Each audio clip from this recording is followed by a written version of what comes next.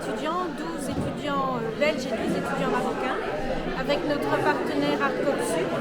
Et en fait, tout est parti de l'idée de faire connaître le travail de ces femmes potières.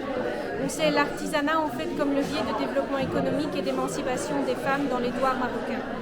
Nos deux équipes sont des futurs graphistes et donc l'idée était de leur faire travailler en équipe de 6, une manière de faire connaître ce travail. Alors cet artisanat est un véritable levier économique, tout en sachant que l'artisanat à l'heure actuelle, elle l'emploie pour leur argent de poche. C'est ce qu'elle disent elle-même. C'est-à-dire qu'elles continuent à travailler au champ, elles continuent à travailler dans les marchés et leur artisanat en fait n'est vendu que dans les marchés locaux. Ça c'est important. Cet artisanat-là n'est pas le marché touristique de masse. Le départ de tout, ça a été notre visite au Maroc. Donc on a emmené l'équipe belge de Synergie. Donc nous étions accompagnés par notre experte Christelle Gollon, experte en communication, Julie Scoufler, ma collègue, et nous avons emmené 12 étudiants. 10, pour la petite histoire, 2 malheureusement ont été testés positifs au départ, mais elles ont travaillé en distanciel. Nous avons rejoint l'équipe Synergie marocaine, où on a été accueillis par l'équipe Arcopsu.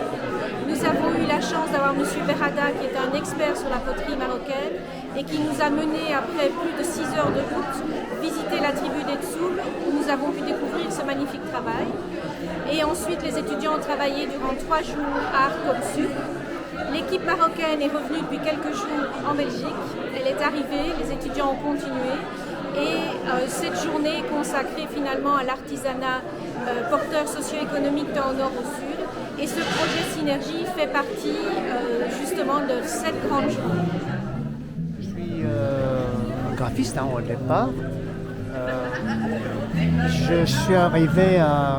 D'abord j'ai créé une agence de publicité, c'est ce qu'on disait pour la communication, hein, et puis une imprimerie. Et c'est à partir de 1999 que j'ai tout abandonné pour écrire. Et puis après, je me suis intéressé à ceci, à cette poterie extraordinaire qui est ancestrale et qui est féminine et qui est condensée dans le Rif et le pré-Rif marocain, le nord marocain. Au départ, cette poterie s'échangeait uniquement dans le village. Ce sont des douars, c'est-à-dire un bourg beaucoup plus petit qu'un village. Et c'est en montagne et il n'y a jamais de route. Avant, c'était vraiment des pistes muletiers. Maintenant, on a des pistes, on peut arriver en voiture pour certains. Mais ça reste encore des douars, c'est-à-dire il n'y a même pas de plaque.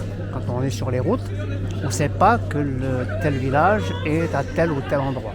Et je suis le premier Marocain à m'intéresser à ces potières. Et j'ai compris une chose que peut-être les autres parce qu'ils n'ont pas posé peut-être la question, c'est que comme je suis graphiste, j'ai compris que les graphismes différaient d'une région à une autre. Et cette pièce est de 1930 environ. Voilà. C'est un encrier.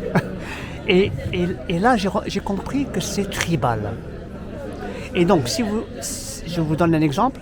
Vous avez 2 tribus qui sont à 6-7 km de l'une de l'autre.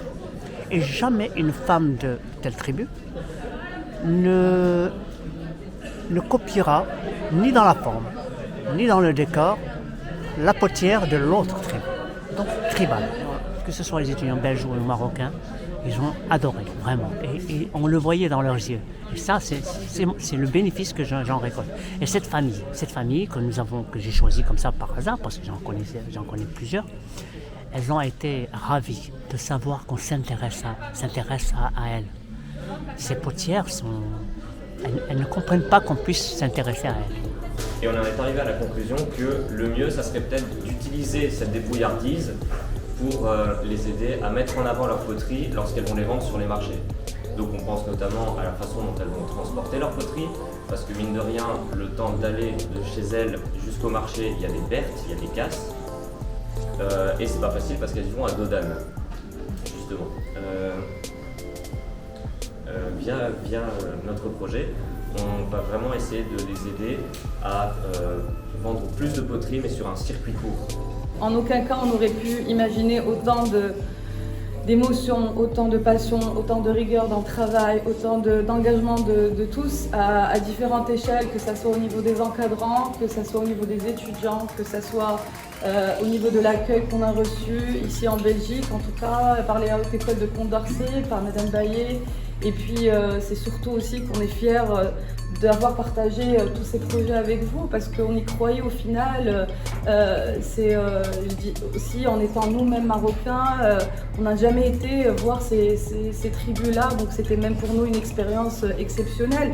On a découvert un patrimoine culturel incroyable et le faire porter par les jeunes, on sait tous que c'est la meilleure des manières. C'est des graphistes, ils sont porteurs de messages visuels qui sont compris par tout le monde. Et je remercie vraiment les étudiants, vous avez été incroyables jusqu'au bout. Jusqu'à hier encore, tout le monde travaillait, ça prouvait leur engagement. Et voilà, et je vous remercie aussi pour votre présence, parce que je pense que sans vous, ça n'aurait pas été aussi valorisant et ça sera gravé dans notre mémoire à vie, à eux aussi et à tout le monde, donc je vous remercie.